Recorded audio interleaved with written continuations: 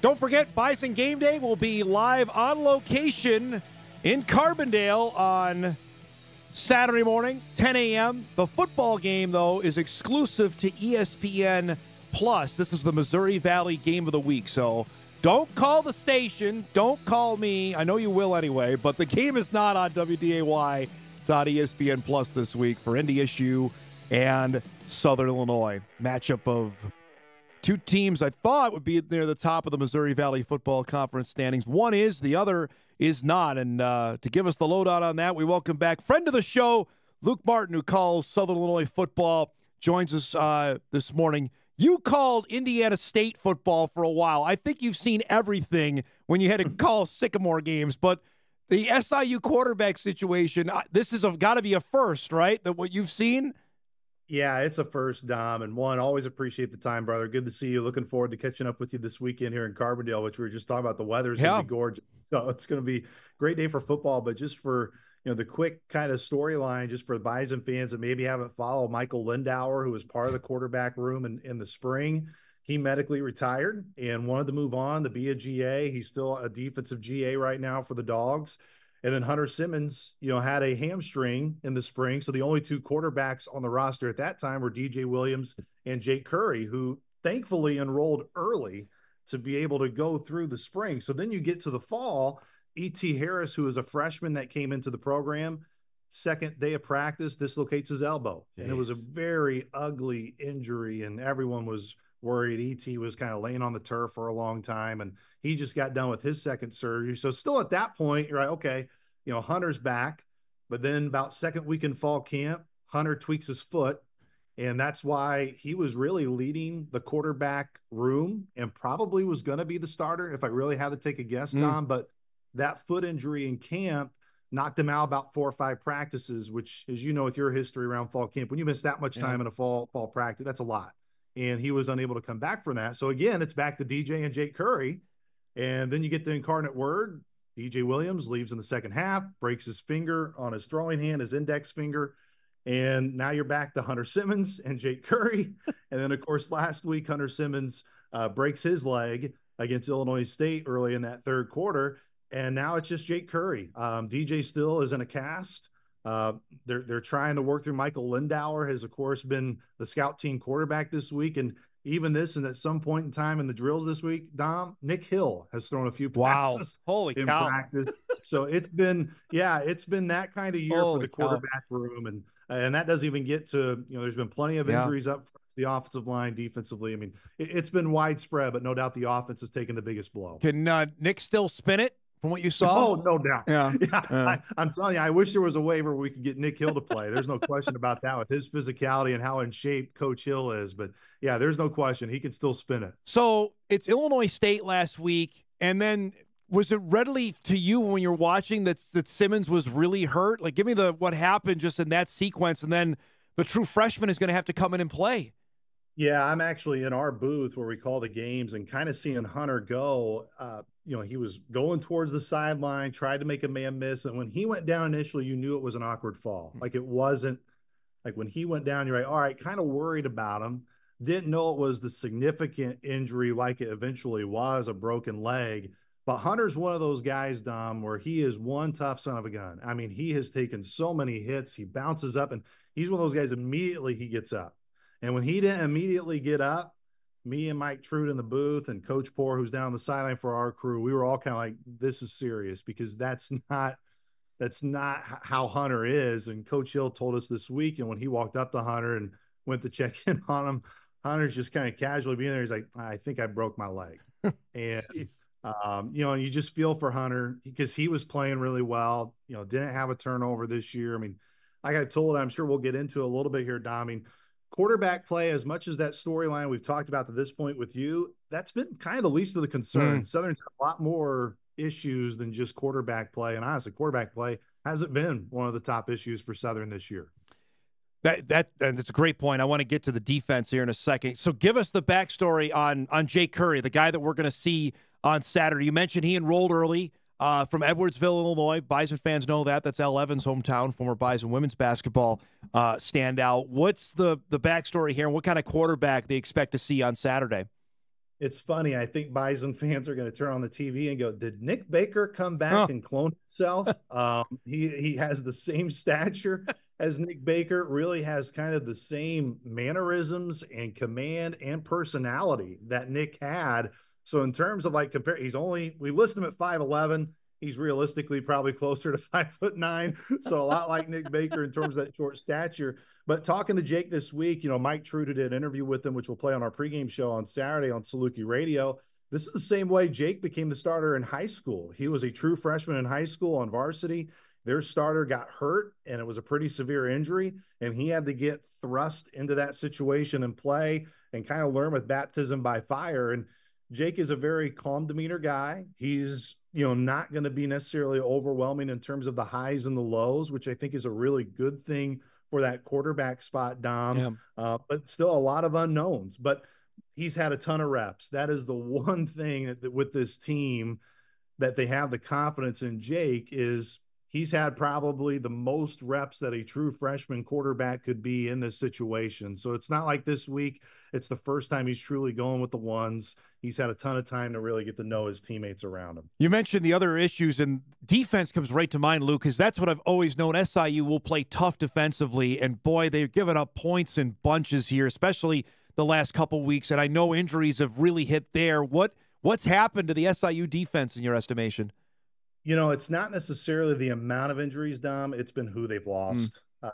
You look at the start of the year, out of the 5 top vote getters for captain on the team, only 1 is still playing.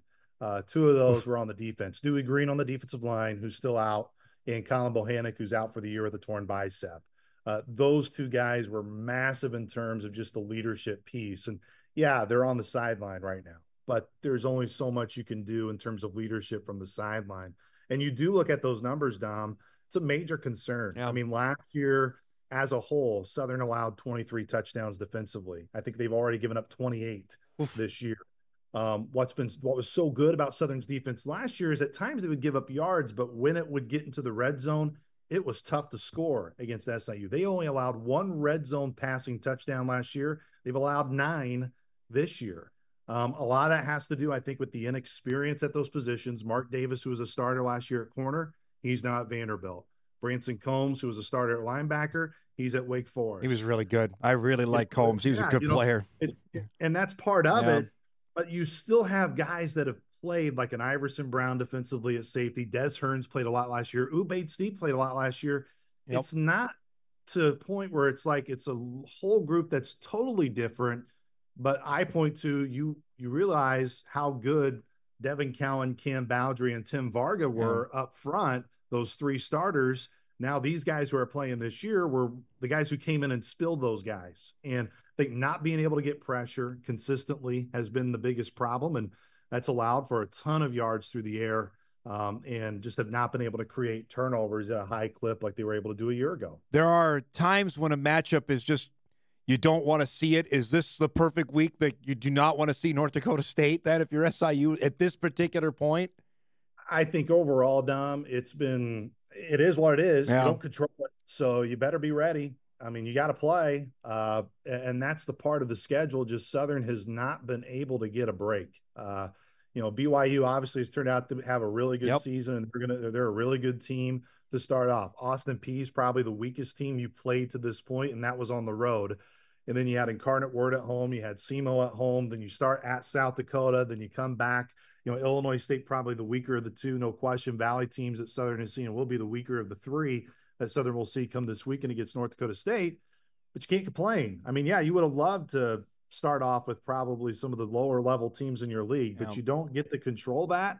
And even if you did, the problems would still be there. So there are still issues that Southern's got to fix up. And I don't think it's necessarily, Dom, that they don't have the horses or the players. I think they have the player. I think a lot of it is trying to get a little bit of swagger back. If you watch that Incarnate Word game, that first half, and you see how Southern's getting after Calzada, you see the offense moving with DJ Williams and Grant. I understand injuries are a part of that, but just the confidence and the swagger that team played with, you go, man, that team's darn good. And since that point, they have just not looked the same. I'm interested if they have the 180. They rally around this kid. It's homecoming. The Bison are here. Let's go and have our best game.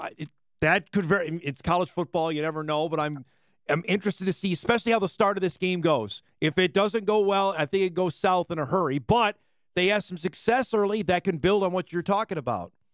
Yeah, and this year, Dom, that's been the key. I mean, when Southern's led at halftime, they've won. When they haven't, it's gotten relatively pretty ugly.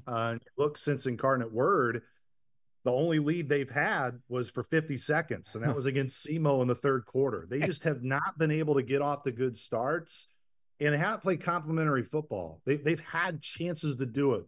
You look at Illinois State, they turn over Rittenhouse near midfield. They get interception. They don't even gain a yard offensively. That's where when you play a team like North Dakota State and what they were able to do in the spring of 21, they were able to turn the Bison over. They were able to capitalize. They were able to sustain long drives, but sustain long drives and end them with touchdowns, not field goals. It sounds like it's cliche and it's very obvious because those are obvious things. I mean, I'm right there with you, and this is not to disparage the current Salukis team, but they have to get off to a good start. If the game does not get off to a good start, it's probably going to be a really tough Saturday for SIU, and that's tough for anybody against North. You have to get off to a good start against a team like NDSU, and even with you better play till there's 000 because East Tennessee State found that out. Before I let you go, I mentioned the weather's going to be good. It's homecoming. Atmosphere is always odd. I love SIU Stadium. It's never been great when the Bison have been there. What do you estimate for Saturday for attendance-wise and just what we're going to have? Yeah, wish you could have been here for the SEMO game. Yeah, I saw that. It was sold out. The bowl was sold out. The only seats that were available were the berm for general admission. There will be a lot of people on site. We'll see how many people will come into the game. Typically, homecoming is one of the highly attended games of the year. I wouldn't be surprised if you get anywhere from 8 to 9, even close to 10 that could maybe come in. Probably for sure would easily be like last year, South Dakota State. I think we were a shade under 12,000. Again, obviously the season got off to a much better start. But the one thing I will give, Salukis Nation always does come out and support. And even when years are not necessarily at their highest, they are still behind the team. So I expect this weekend there will be a ton of atmosphere on campus. That's why I think getting off to a good start in the game is kind of one of those, Dom, where you can get off to a good start. Maybe you see a crowd continuing to build in and come in. But I will tell you, that SEMO game earlier this year was amazing to not really see any open seats at all. So we've had good crowds this year. Just unfortunate with the timing of everything. You haven't really been able to capitalize on that a ton. It's great to see you, bud. I look forward to seeing you in person on Saturday. Thanks so much for the time, and we'll see you in a couple days, all right? Absolutely, Don. Appreciate you, brother. Look forward to seeing you. Safe travels. Thanks, bud. Luke Martin, SIU play-by-play voice, joining us here. Salukis and the Bison coming up 2 o'clock on Saturday. Again, Bison Game Day will be with you live in Carbondale at 10 a.m., but the game is exclusive to ESPN Plus coming up on Saturday. We'll break. We'll wrap up hour one. Big second hour on tap. So we roll on a beautiful Thursday morning. Hot Mike, back after this.